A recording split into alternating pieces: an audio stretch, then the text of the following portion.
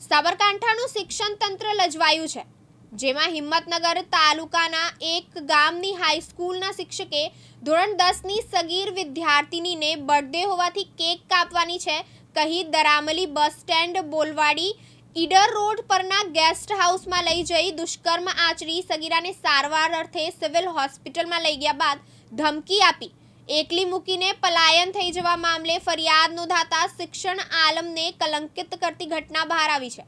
Rural પોલીસે દુષ્કર્મી શિક્ષકને પકડવા તજવીજ હાથ ધરી છે।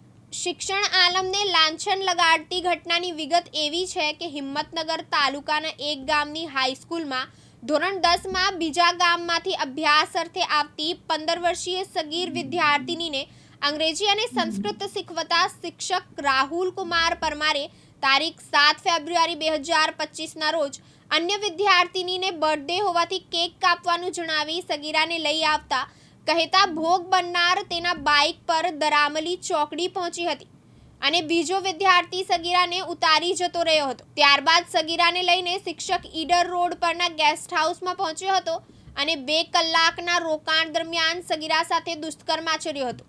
સગીરાની તબિયત બગડતા સારવાર અર્થે સિવિલ હોસ્પિટલમાં લઈ ગયો હતો અને સમગ્ર ઘટનાની કોઈને જાણ ન કરવા ધમકી આપી પલાયન થઈ ગયો હતો। સગીરાએ જાણ કરતા દોડી આવેલ પરિવારજનોએ દીકરીને હૂંફ આપી રૂરલ પોલીસને સમગ્ર ઘટનાની જે તે સમયે વાકેફ કરી હતી। લલિત દામોર, દિવ્યાંગ ન્યૂઝ, સાબરકાંઠા।